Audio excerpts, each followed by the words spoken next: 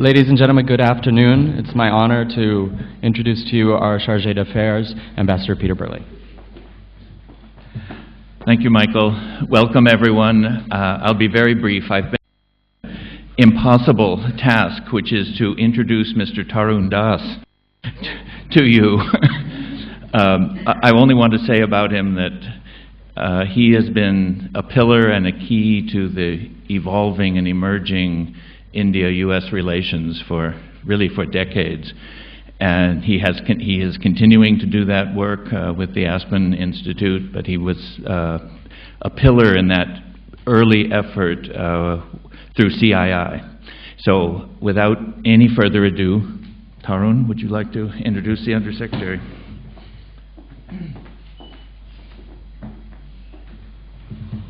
Only one correction, Peter. I still do a little stuff for CII. That's my alma mater. Aspen is a newborn baby.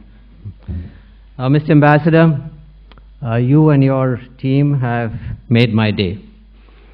There's nothing more enjoyable than introducing my very good friend, Wendy Sherman, Undersecretary of State for Political Affairs in the U.S. government. On behalf of all the organizers, the embassy, led by you and your terrific team, Ambassador, I distinguish the American Center from the embassy because I think they have a image of their own, and it's an outstanding institution. So, Michael, to you and your team, thank you for having us here. The CII, led by Supriya Banerjee, Deputy Director General, my young old colleague, long-time colleague, and Aspen India, led by Kiran Pasricha, the prodigal who returned from Washington, was expelled eventually, I think. It's been 25 years since I started batting for the US-India relationship, 1987-2012. And we've seen some rough times. But with President Clinton, Prime Minister Vajpayee, President Bush, Prime Minister Singh, and President Obama providing leadership, I think US and India have come together to write a new chapter in our mutual history, a new paradigm of collaboration and friendship, understanding and connectivity, and I'm sure that Undersecretary Wendy Sherman will speak about this at some length. We, of course, I believe, have a ways to go.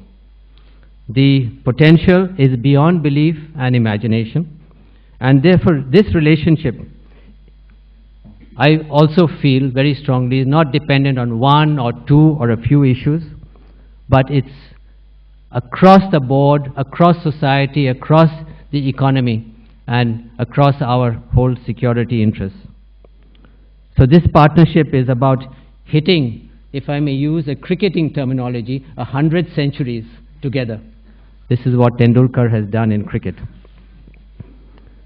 And at the very center of this relationship is the US Undersecretary of State for Political Affairs, Wendy Sherman, working to deal with the challenges, driving to take the relationship to new levels, supporting her Secretary of State, India's special friend, Hillary Clinton, providing the cement for a strong June meeting of the strategic dialogue between the Secretary of State and our External Affairs Minister, showing constantly her commitment to deepening US-India ties. And that's why she's here at this time.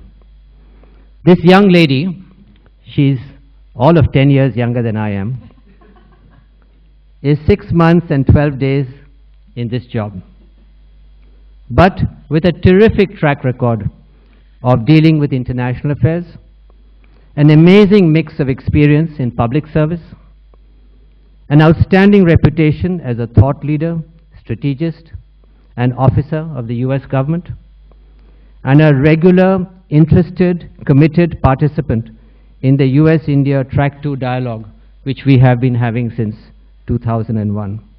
Ladies and gentlemen, I present to you the Undersecretary of State for Political Affairs, Wendy Sherman, a wonderful person and a very special friend.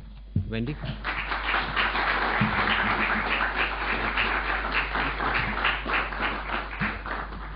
When you have that kind of introduction, you should stop. I am very, very grateful, Tarun, for that introduction. And as Tarun knows, for years I have coveted his former title as Chief Mentor. Who wouldn't want to be a Chief Mentor? And Tarun has been that for me. A Chief Mentor about the U.S.-India relationship, about diplomacy. I spent a decade in the private sector, and through CII, Tarun has been a leader in understanding how important the private sector is to the development of sustainable democratic market economies. Also cannot hesitate to mention, since we've just finished Women's History Month and you've seen all the great exhibits here at the center, I'm the first woman Undersecretary for Political Affairs in U.S. history. But Tarun has understood for a long time what many of us know, and that is to get things done takes great women, and there are two, both CII and Aspen, sitting here, and my good friend Kiran, who we miss dearly in Washington and are only happy that she is here now in Delhi. So good to see you. And before I make my remarks, I want to acknowledge one other really extraordinary professional, and that is our Chargé d'Affaires, Peter Burley. As many of you in this audience know, also apropos Women's History Month, America is about to send to India the first woman ever to be an ambassador to India, Nancy Powell. She was just confirmed by the Senate a few days ago and will be here, I think, later this month. But we are indeed privileged and honored and ever so grateful that Ambassador Burley, who understands and knows and has so many friends here in India, came to serve as the Chargé d'Affaires for these last many months. He came here only for two or three. He gets teased mercilessly that he has to go buy more suits because he's been here longer than he expected. But he is dapper as usual and ready to do whatever is necessary. And I know that all of you will join me in applause for this wonderful man who has led our embassy and led U.S. interests, and most importantly, led the deepening of the partnership and the friendship between the United States and India for all these many months. He is not gone yet, but when he goes, I know you will have him back often because we will all miss him being here.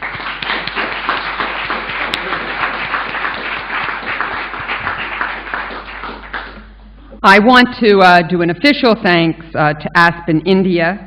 As a former Aspen Strategy Group member, I applaud the visionary ethos that define the strategy group's Track 2 diplomatic efforts, and I see some of my former Track 2 colleagues here. Aspen's vital U.S.-India strategic dialogue is just one example of all of those Track 2 efforts. Speaking to you now as the Undersecretary for Political Affairs and now a practitioner of decidedly more Track 1 efforts, I can't even begin to commend the work that Aspen does and the importance of that Track 2 work. Both Kiran and, of course, Tarun, and all of the members of the Aspen Strategy Group, all of the colleagues that are here today, are old friends with whom I have learned much, if not most, of what I know about India. I'd also like to thank the Confederation of Indian Industry for co-sponsoring this event. CII's tireless advocacy in improving business and trade ties between our nations is lost on no one. Their vital work, 117 years on, makes them a force for good in India and across the world, cultivating the very people-to-people linkages that so poignantly define our relationship. I've also had the privilege of witnessing India's stunning economic transformation from the perspective of a businesswoman for the last decade before I came back into public service. My travels have taken me to your beautiful villages and your very bustling cities. Through these many disparate journeys, there is one constant that endures for me: my admiration for India and for its people. I speak to you today from our American Center, here in the heart of New Delhi.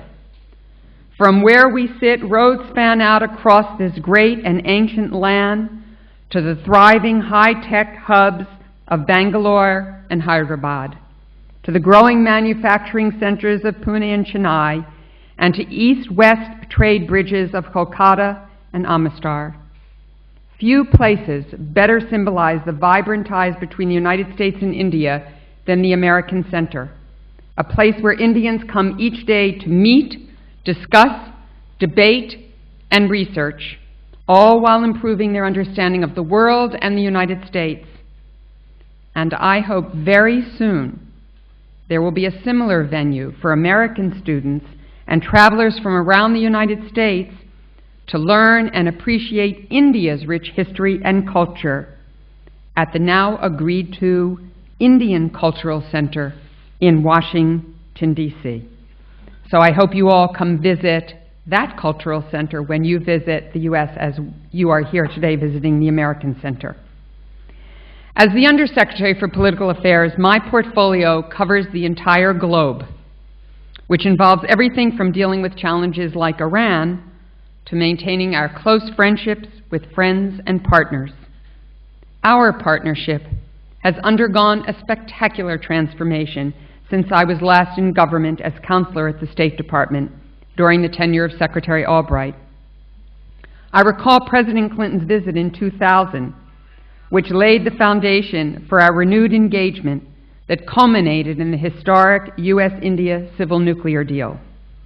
My predecessors, Nicholas Burns and William Burns, I probably should be Wendy Burns, but that was not to be, both played an instrumental role in shepherding this relationship over what I like to call the transformational decade.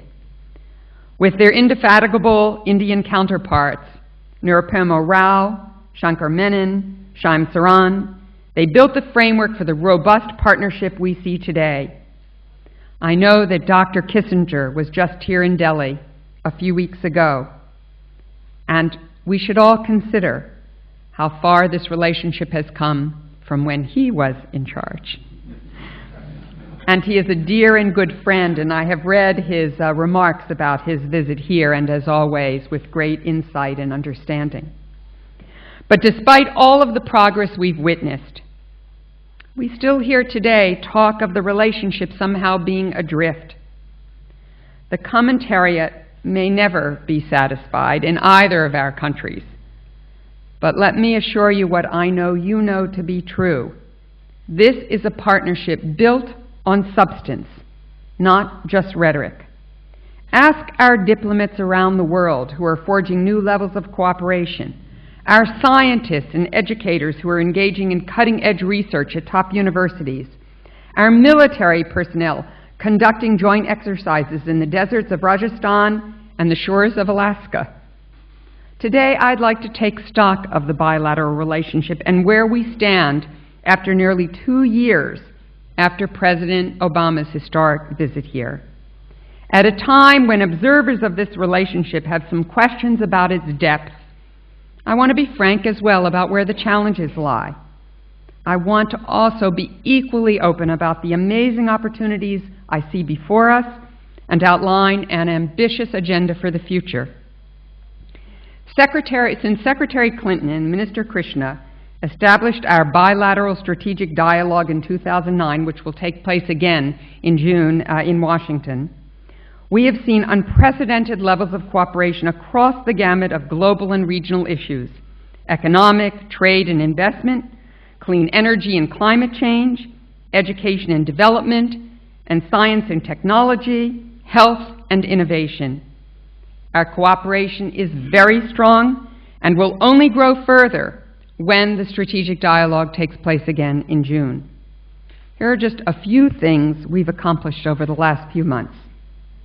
In trade and investment, the ties between our countries are strong and growing stronger. Bilateral trade topped $90 billion in 2011 and will undoubtedly pass $100 billion this year. That's an extraordinary sum that I think most of our citizens in both of our countries simply are not aware of. We've had 2 cabinet-level visits this year. Secretary of Commerce Bryson was in India just last week to support trade and investment opportunity in India's fast-growing infrastructure development. During her January visit, Secretary Sebelius of our Health and Human Services commemorated the Indian Global Disease and Detection Center, the 7th regional center in a global network, as a concrete example of a very extraordinary health partnership. Dr. Shah of USAID also visited in December and announced an agreement between USAID, the Federation of Indian Chambers of Commerce and Industry, to establish a platform that would support innovators from both countries to develop creative solutions to global problems. The newly launched Open Government platform draws on the talents and accomplishments of one of the key sectors in our business and people-to-people relationships, the leading role of Indian and American software and technology innovators and developers. It also reflects the desire of both countries to make government more transparent, more accountable, more efficient, and better serve our people. The decision to share this platform with third countries for free shows the promise of the U.S.-India relationship to promote our common values and our common vision around the world. In educating the next generation of leaders, the Fulbright Nehru Scholarship Program has expanded, thanks to equal funding from the government of India and the United States government, to become the largest exchange of Fulbright scholars in the world, with over 80 awards each year. In June, the new Obama-Singh 21st Century Knowledge Initiative will announce its first 8 grants, totaling $2 million, which will strengthen collaboration and build partnerships between American and Indian institutions of higher learning. Reinforcing our ongoing engagement in the Asia-Pacific, India and the U.S. launched a trilateral dialogue with Japan in December. The next round of this dialogue will take place in the months to come. Our defense cooperation continues to expand. We just completed joint Army exercises last month. They were unprecedented in their complexity and scale. Later this month, our respective navies will participate in the Malabar exercise that will literally involve thousands of sailors and more than a dozen ships. Following through on a joint U.S.-India initiative announced during President Obama's visit, a group of 49 Afghan women recently completed vocational training here in India. As Minister Krishna stated at the Bonn conference, both our countries have a deep interest in an enduring presence in Afghanistan and ensuring its emergence as a regional hub for trade and commerce, which I'll discuss in a moment. The partnership to advance clean energy announced by Secretary Clinton and Minister Krishna in 2009 has set the standard for our whole-of-government approach to bilateral problem solving. In 4 years, we have mobilized over $4 billion for clean energy development and deployment. That number stands to increase. The relationship, as you can see, is on a strong and positive trajectory. But I'm not just a cheerleader, nor am I Pollyanna. It is reasonable question for Indians or Americans to ask, why? Why does this partnership matter? And the answer is because on nearly every matter of strategic importance, the fundamental interests of the United States and India converge. This is not a formula for alignment. It is, however, the basis for a sustained, productive, strategic partnership between our two countries, one based on shared prosperity, democratic values, and solving global and regional problems in a complex and interconnected world. I don't want to paper over what I consider to be tactical more than substantive differences on some of our key challenges. So let me try to outline American policies and priorities on some key regional issues. Recently, the press asserted that our two countries have divergent views on Iran. I want to correct the record. Our countries share the same fundamental goals. preserving regional stability, and preventing Iran from acquiring a nuclear weapon.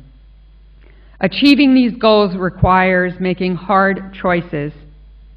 We do recognize India's historical linkages with Iran and Persian culture, and understand its interest in developing Iran as a gateway to Afghanistan and Central Asia. But we must also accept that the international community, including and often a leader led by India in its non-proliferation concerns, has serious and legitimate concerns about the nature of Iran's nuclear activities, and India and the United States have voted together 4 times at the International Atomic Energy Agency on resolutions expressing these concerns. India recognizes that it does not need and does not want another nuclear-armed state in the region, especially one that supports proxy groups. We are serious about our efforts to seek a diplomatic resolution, and our government has made clear publicly and privately that we believe there is time and space for diplomacy, though that time is not unlimited. Engagement is at the core of the dual-track policy we are pursuing with our P5+1 partners, but we are also applying pressure to bring about the space and the will for engagement.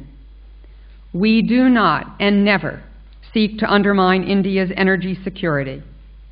India's partnership and willingness to press Iran in whatever ways are appropriate for India to fulfill its international obligations, that's Iran's international obligations, is essential for international efforts to be successful. With regard to Afghanistan, there's no denying that this has been a difficult year so far. But no one, neither in the United States nor in India, doubts the importance of our mission and what is at stake. As India full well understands, we cannot allow Afghanistan to again become a safe haven for international terrorism.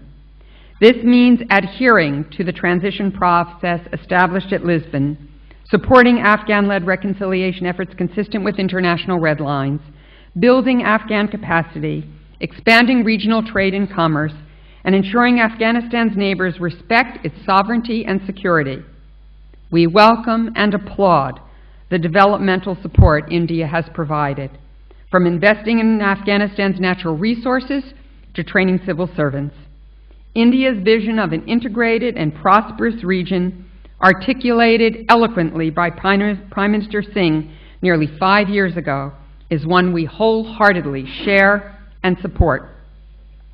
At the Chicago summit in May, the United States, in partnership with our NATO partners, hopes to solidify long-term international support for Afghanistan's security forces. This will send a powerful signal about our collective commitment to Afghanistan's future. The United States is also working toward completing a strategic partnership agreement with Afghanistan that will outline the long-term parameters of that relationship. Let there be no doubt. We remain committed to Afghanistan through transition in 2014 and, in many ways, beyond. I'd also like to take a moment to note the extraordinary events taking place next door in Burma. As Secretary Clinton's visit underscored, we are committed to supporting Burma on its new path. The elections which took place yesterday and were so utterly extraordinarily, we believe, and I know India has long believed, mark an important step forward for democracy and national reconciliation. Though only a small number of parliamentary seats are at stake, with the inclusion of Aung San Suu Kyi and the NLD, yesterday's events mark the first opportunity for many Burmese voters to participate in what appears to have been a genuine multi-party election. Despite our past differences on how to approach Burma, I hope we can, and I know we will, work with India to foster this opening to Burma and build a brighter future for its citizens. With regards to the U.S.-India partnership, what I think you can take away from this brief review is that we essentially share the same objectives. I think one might also conclude there is a substantial role for the United States in many of India's own foreign policy priorities as we understand them. Our foreign policy goals increasingly require a strong, prosperous, and active India, and India needs the same from the United States. Sometimes I think that is overlooked in the context of strategic autonomy. Every country wants strategic autonomy to do what is in its own national security interests. In today's world of global markets and unconventional security challenges, I would argue that India's close partnership with the United States and the United States' close partnership with India actually gives each of us greater autonomy in the international system, not less, by furthering the rise of India as a global stakeholder and maintaining the United States' role as a global power. So, what are the big differences, I would ask? They are matters of perspective and tactics, differences that can be overcome through steady and sustained consultation engagement, which is what we are doing, which is why I am here only 2 months after my counterpart, Foreign Secretary Matai, came to Washington. So, what does the future then hold for our partnership? To speak about the future requires us to acknowledge some of the shared challenges we will face. For instance, both nations face growing resource constraints. In short, we all have to do more with less. Even with the growth in your economy, the demands for industrialization are enormous. But we also must seize new opportunities so that when we look back from 2025, I hope to still be here in 2025, I want us to be in a place to say the world is safer, more prosperous, and greener because of the U.S.-India relationship. We support a bilateral relationship that maximizes our commonalities and builds upon our potential. I assure you that the problems we'll face in the next 5, 20, and even 100 years can only be solved by a United States and India that enjoy strategic, people-to-people, economic, and entrepreneurial interconnectivity. We must work together to strengthen global economic and financial institutions. As Secretary Clinton noted last year, our foreign economic relations remain indivisible. The United States is fully committed to a bilateral economic relationship that is mutually beneficial for both countries. Ambassador Rao is right to say that one of India's foremost priorities must lie in, quote, intensified economic engagement with the world, unquote. Economic growth is a necessity for both our nations. Entrepreneurs in the United States and in India consistently push the envelope of what we think is possible, whether it's the $35 tablet or innovations in manned spaceflight. And it is for their sake our respective governments must do all that we can not to limit full potential. We seek an ambitious economic partnership that will deliver the long-awaited benefits of a bilateral investment treaty, expanding opportunities for investors in both our countries and doubling trade within the next decade. We seek a robust, multifaceted relationship that gives officials outside Delhi and Washington a stake in the relationship so that the mayor of Fresno, California, can discuss new agricultural seed varieties with his counterpart in Punjab, or the chief minister of Rajasthan can exchange strategies for alternative energy with the governor of Texas. My own home state has already sent Governor O'Malley here to India to develop relations as well. Over the last decade, growing relations between our states and cities have further incubated the vast people-to-people ties that are the foundation of our partnership. In the fields of education, business, or innovation, more connectivity is happening actually outside of Delhi and outside of Washington than ever before. We envision an energy relationship where American-designed nuclear plants power homes in Andhra Pradesh and Atlanta alike, and our sciences work together to develop alternative energy sources that will meet the demands of tomorrow, a future where both our countries are high-performing, low-carbon, and energy-secure economies. We support Indian leadership in Asia. As the Secretary stated in her Chennai address last year, we view India as a pillar of economic and political stability in the Asia-Pacific.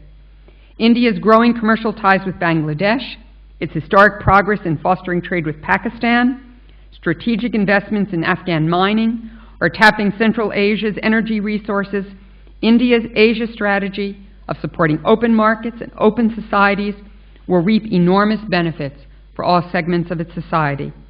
And engagement in Asia means across all of Asia, including the Indian Ocean region. As my counterpart, Foreign Secretary Matai, said recently, quote, "The Indian Ocean is central to India's economy and its security, a region of growing strategic attention." We believe in the power of technology to create new opportunities for our citizens. I can't think of an area where there is more potential for cooperation and co-investment. Innovative technologies have the power to change in a single generation the way we travel, commute, communicate, work, and live. People ask me what's changed most since I left the department a decade ago, and I can say it in one word: BlackBerries. Nothing is the same, and that will change 10 years from now in ways none of us can even imagine. Our private sectors must drive these efforts. Our governments must remove the barriers and impediments that constrain their progress. We have no choice in that matter. From power generation and resource management to road development and smart growth, India can rely on the United States to be a partner in finding the technological solutions of tomorrow. We want a defense relationship where, at a moment's notice, our militaries could plan a joint peacekeeping operation or a humanitarian evacuation, where our scientists and industry leaders ask not only how much or how many, but why not? The next level of our relationship will require bureaucratic changes in both our governments, but this is an area of the relationship where we cannot afford to be unambitious. To soldiers, sailors, airmen, business persons, scientists in both countries, what is our next great project that takes advantage of talented citizenry and contributes to our common defense? We believe in the power of the new Silk Road, or the new Trunk Road, or traditional trading routes, whatever title you want to give it. We envision a network of economic and transit connections running throughout Central and South Asia. Road and rail networks, power grids, gas pipelines, these are the physical manifestations of the new Silk Road, and we hope to see them realized by 2025. India's role in this transformation is, of course, vital, and in many ways you were there long before we started talking about it. It will take time before we see Turkmen gas flowing to South Asia or iron ore being mined from Hajigak, but each small step moves us closer towards realizing a grand vision for the future of the region, a future where Afghanistan will have its best chance to be stable, secure, and increasingly prosperous. This is not news to the government of India or the Indian private sector, both of which have been actively investing in Afghanistan for years. Whether in agribusiness, energy, textiles, extractive industries, construction, transport, logistics, I could go on and on. Current estimates suggest India-Afghanistan trade could double to $1 billion by 2012. Even today, India accounts for 1/4 of Afghanistan's exports. Prime Minister Singh has said he dreams of a day when one can have breakfast in Amritsar, lunch in Lahore, and dinner in Kabul. We have begun to see the region implement the logistics of that vision. Finally, we seek to build a wide-ranging security relationship at the local, state, and federal level that can address the unconventional security threats our two countries face in the 21st century. Whether it's Lashkar-e-Taiba, operative plotting a terrorist attack against our citizens, a pirate endangering freedom of navigation on the high seas, or an internet hacker seeking to exploit sensitive information through a cyber attack, governments, private industry, and civil society must be able to work together to deal in real time with these asymmetrical threats. Ladies and gentlemen, this is an ambitious agenda, but I'm confident that our partnership, what President Obama has called one of the defining relationships of the 21st century, is up to the task. Our indispensable partnership with India, based on equity, mutual respect, and close dialogue, will be essential to ensuring that the 21st century is one of open markets, free societies, and global transparent norms. I want to close by speaking directly to the young people in this audience. Generations before you, in both of our great nations, fought hard and made great sacrifices to achieve freedom, diversity, and a respect for human dignity. The United States and India today share having fought for these core values, embody them, and our citizens live them in practice and in spirit. It's been said that the biggest risk to our bilateral ties is complacency. Only because we have come so far and brought our two countries so close might people assume that we can shift our relations into cruise control. In fact, such a pause would be a grievous error. We must take a lesson from our best companies in both countries. You can be sure that GE, Boeing, or Intel, along with Tata, Reliance, or Biocon, aren't going to sit back and rest on their laurels. We shouldn't either.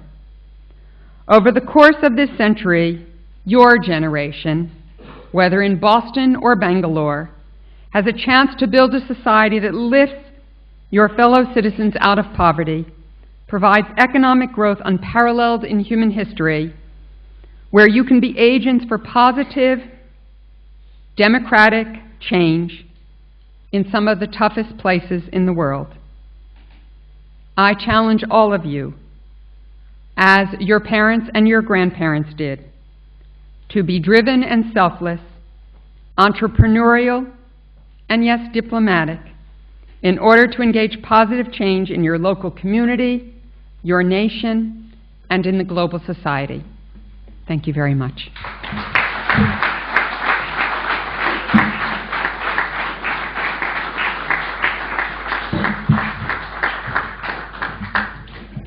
Ambassador Sherman, thank you so much. We have a little bit of time for a few questions and answers, and I would ask our co-sponsor, Mr. Tarun Das, to start us off. Thank you, Michael. Wendy, you gave a great vision of the relationship and also a very comprehensive review of what we are doing together. I wanted to ask you about one issue which troubles me a little bit. And it touches the lives of 600, 700 million people in this country. It could involve all the states of our country with many of the states of your country. It involves going back in time because you were our partner in the 60s. And this is not about aid. This is about technology, and this is about productivity, and this is about food and agriculture. And I think that we are going to now pass a new food law, a food security law, which will create a huge pressure on our system to provide, for the 1.2, 1.3 billion people. Is there, and I know there's an Indo-US agricultural initiative, and I was involved with the Indo-US CEO Forum work, but it's not getting that level of attention. It's not getting that priority. But this could be a big thing which touches the federal governments of the two countries, the state governments, the companies, the universities, the people who are doing research, and connect the two into a huge movement to upgrade our agricultural technology, our agricultural production. And I think there would be an expansion of the market and the economy. I mean, it's a win-win all around. So would you like to comment on that? I think we've found the next project that Tarun Das is going to co-lead. I couldn't agree with you more. It's an easy answer because those 600 million people who are dependent upon often subsistence agriculture, subsistence farming, need to know that there is food security ahead. And I congratulate India for taking what is a very difficult step to try to ensure that for all of its citizens. Everywhere I go in the world, this is the crux of any country that is facing a trajectory of greater development. Many of those countries do not have the resources even that India has to tackle this. And if indeed India, perhaps working in partnership with the United States and maybe others, could put together such an example of how to achieve food security using both technology, new ways of transport, new ways of retail, new ways of getting food to markets, creating new export markets, new import trajectories. You know, India was obviously a leader in the Green Revolution, and there's been a lot of discussion about whether we need a second Green Revolution when it comes to food. But I think it's much more complicated than that. I don't think it is just about the next seed variety, though that certainly may be part of the answer. It is also about the movement to urbanization. It's about really the entire fabric of a society. Tarun, I think it's a terrific project. I think it takes extraordinary leadership because it is a very complex undertaking. But I would be glad, and I know Ambassador Burley would and Ambassador Powell to follow him, to talk about ways that we could work on such a project together. And the reason I volunteered you is because I think it is absolutely a public-private partnership. This is not something that governments alone can do, and actually will have to be driven enormously by the private sector because they have so much at stake in it. And so many of their interests are tied up in it. We all know about the political choices that have to be made about agricultural subsidies around the world, not just here in India or in the United States, but worldwide. So this is a complex market dynamic as well as a day-to-day issue for people about whether they're going to eat or not. So it's from the top to the bottom of the food chain, literally. So I agree with you. This is a very big and important objective here in India and around the world, and I think it would be great if the U.S.-India partnership could help lead the way. So thank you for asking the question. I should note it's not public yet, but I'm sure I won't be surprised if even food security becomes a topic for many of the G discussions that take place around the world, the G8, the G20. Food security is a top priority worldwide. Thank you. Other questions? Sir, the gentleman in the corner. Smita. Thank you, Ambassador. While we are continuing with our core values of democracy and the rest, is it possible to think of a paradigm change in our relationships in addressing not only the national issues but also the global issues? Because now we are in a situation where everything has become global. Poverty as well as wealth, security and insecurity. So when we want to win over the people and do something to the people, can we transcend the limitations of borders and the nationhood? And in place of nuclear weapons, can we have more nuclear energy? In place of security concerns, can we have assured security strategies? And in place of threat by power, can we replace that with love and win over the poorest of the poor, not only in India, but also in Afghanistan, in Pakistan, in other places, so that the two democracies, two great democracies of the world, can really think through the teachings of Mahatma Gandhi and Martin Luther King? Thank you. I think that's a vision we share. Exactly the values that you set out, exactly the desire to focus on the opportunities rather than the threats. To get to that place, however, one has to deal with some of those threats, whether we wish to or not.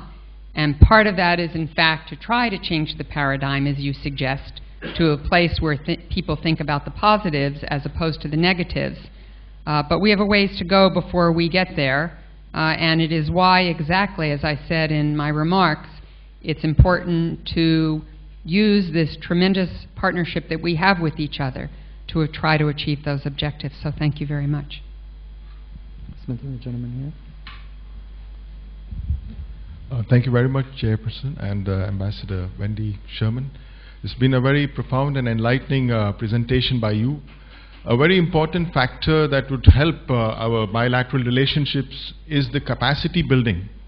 We have such a huge manpower of young people, and you made good references to them. And there has been a lot of discussion and talk about American education system coming into India and greater opportunities for Indians to acquire the best of American educational, technological, scientific. Here, how to forge ahead on that greater capacity building of both the populations is crucial. I feel this deserves also a great amount of priority apart from what you have already addressed about resource sharing, about bilateral trade, about security.